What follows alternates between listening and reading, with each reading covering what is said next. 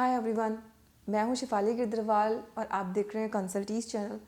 आज हम लोग डिस्कस करेंगे वो बहुत सारे नोटिसेस जो आप सब लोगों को आने वाले हैं जीएसटी की साइड से।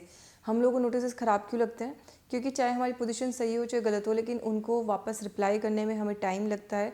और अगर हमारे पास खुद उतनी नॉलेज नहीं होती कि हम उनका रिप्लाई किस तरह दें, तो हमारी कॉस्ट भी इन्वॉल्व होती है स्टाफ की या फिर कंसल्टेंट की, अगर आप किसी कंसल्टेंट के थ्रू करा रहे हैं।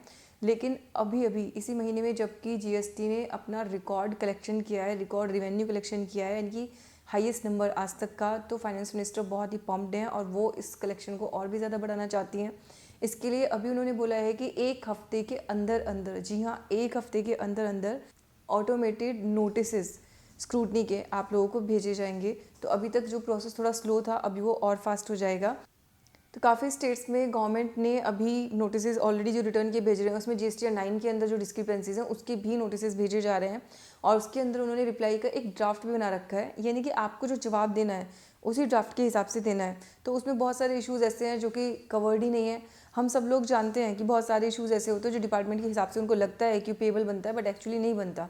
तो आप उस केस में क्या करते हो, आप उसको अपोज करते हो, यानी कि उसका विरोध करते हो। और उसके विरोध में जो आपके खुद के पॉइंट्स होते हैं उनको आप रखते हो। उसमें कुछ आप केसेस रखते हो जो उससे रिलेटेड इश्यूज़ पे डिस्कस हुए हों, या फिर आप जो लीगल प्रेसिडेंट्स हैं उनके बारे में लिखते हो, उनकी अपनी इंटरप्रिटेशन लिखते हो। लेकिन जहाँ पे उन्होंने खुद ही ड्राफ्ट बना के आपको दे दिया है, तो वहाँ पे आपके लिए मुश्किल होगा कि आप अपनी बात रख पाओ, यानी कि आपको उस ड्राफ्ट के हिसाब से रिप्लाई देना है। और अगर उसके हिसाब से आपका टेक्स्ट बैठ रहा है तो फिर आपको उसमें पे करना ही पड़ेगा। इसका मैं आपको एक छोटा सा एग्जांपल देती हूँ। इस ड्राफ्ट के अंदर उन्होंने जो जीएसटीआर 9 और जीएसटीआर 3B है, तो उन्होंने लिखा है कि जीएसटीआर 3B में अगर आपने ज़्यादा इनपुट टैक्स क्रेडिट ले रखा है और जीएसटीआर 9 में आपने कम लिखा हुआ है, तो इसमें आपके पास सिर्फ इतना बताने का राइट है कि आपने उसको पे कर दिया या नहीं कर दिया, और आप उससे एग्री करते हो कि नहीं करते हो। तो आपको समझना है कि हमारी जो इनपुट टैक्स क्रेडिट क्लेम करने की रिटर्न है वो जीएसटीआर 3B है। जीएसटीआर 9 से इनपुट टैक्स क्रेडिट का कोई लेना देना नहीं है। तो इनपुट टैक्स क्रेडिट में लेने का जो मुझे हक मिलता है वो जीएसटीआर 3B में लिख के मिलता है।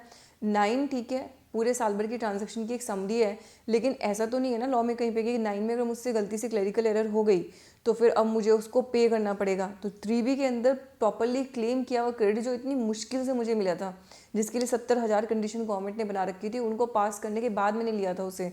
अब उसको इसलिए आप वापस मांग रहे हो क्योंकि मैंने 9 के अंदर कम लिख दिया। तो वहाँ पे उन्होंने क्लरिकल मिस्टेक को कोई रीजंस में मेंशन भी नहीं किया है। तो आपको कोई क्लरिकल मिस्टेक है तो वो बताने का आपके पास कहीं राइट भी नहीं है। तो काफ़ी सारे केसेस में ऐसा क्या होगा, आपके अगेंस्ट ऑर्डर आएंगे और आपके पास एक ही चारा बचेगा, वो होगा अपील में जाने का। लेकिन वहाँ से आपको बहुत ज़्यादा फ़ायदा हो ये ज़रूरी नहीं है, क्योंकि अपील में भी अगर आपकी बात नहीं सुनी गई तो फिर आपके पास रास्ता बचता है ट्रिब्यूनल का, और ट्रिब्यूनल अभी बने नहीं है जीएसटी के अंदर प्रॉपरली। और साथ में आपको फिर हाई कोर्ट जाना पड़ता है। लेकिन हाई कोर्ट में इस तरह के केसेस को लेके जाना, बहुत बड़ी लिटिगेशन कॉस्ट उसके अंदर इन्वॉल्व होती है, जो कि बिल्कुल भी ज़रूरी नहीं है, जिसकी बिल्कुल भी ज़रूरत नहीं है। तो अब आप सब लोगों को मेंटली प्रिपेयर्ड हो जाना है। शुरू में जो पोर्टल चल नहीं रहा था और बहुत सारी गलतियां गवर्नमेंट से हो रही थी, तो उस समय जो जिस रिटर्न में जो गलती करता था गवर्नमेंट ने कुछ नहीं बोला। लेकिन अब वो उस समय की हर छोटी से छोटी गलती के लिए भी आपसे क्वेश्चन पूछ रही हैं।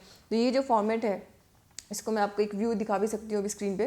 तो इसके अंदर उन्होंने जो पुरानी से पुरानी गलती थी कि उस समय आपके सप्लायर ने जो आपके लिए डिक्लेयर की थी सप्लाई, उसने अगर उस पर टैक्स नहीं पे किया हुआ, या फिर आपके 2A के अंदर रिफ्लेक्ट तो हो रही है लेकिन आपके सप्लायर ने अपने रिटर्न के अंदर दिखाई नहीं है, तो उस तरह की चीज़ों को भी रीज़न बना के आपसे टैक्स वसूल करने की बात की जा रही है।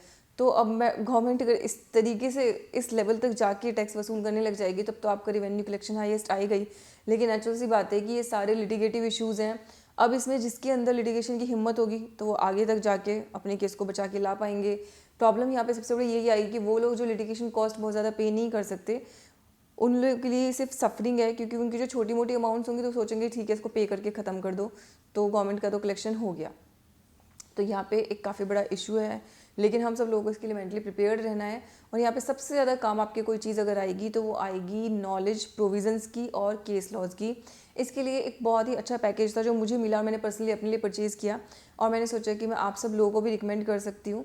ये अभिषेक राजा राम जी का एक पैकेज है जिसके अंदर आपको सारे के सारे ड्यू डेट्स की अपडेट, चाहे वो इनकम टैक्स की हो चाहे जीएसटी की हो, साथ में जो उनके इंपॉर्टेंट केस लॉज हैं जो डिसाइड हो रहे हैं उनकी छोटी छोटी समरी आपको इशू बेसिस पे करके, और साथ में आपको ड्राफ्ट जो अलग अलग टाइप के नोटिस आएंगे उनके ड्राफ्ट रिप्लाईज भी आपको भेजे जाएंगे। तो जो अलग अलग इश्यूज़ पे नोटिस आ रहे हैं उनके ड्राफ्ट रिप्लाईज़ भी आपको भेजे जाएंगे आपकी ईमेल आईडी और व्हाट्सएप दोनों पे। तो मुझे ये पैकेज बहुत एक्साइटिंग लगा और उसका प्राइस भी बहुत कम था। और इसमें ये भी नहीं था कि आपको दिन भर इतने सारे अपडेट्स आ रहे हैं कि आपको टाइम ही नहीं मिल रहा वो सब चीज़ें देखने का। सब कुछ बहुत ही समराइज्ड फॉर्म में था, तो आपका टाइम भी फालतू का वेस्ट नहीं होगा इसके अंदर। और साथ में आपको जो इंपॉर्टेंट चीज़ें हैं वो पता भी चलती रहेंगी। इसको बाय करने के लिए आप जो लिंक डिस्क्रिप्शन में मैंने दिया है उसको यूज़ कर सकते हैं। आई होप ये वीडियो आपके लिए यूज़फुल रही होगी। Thank you so much.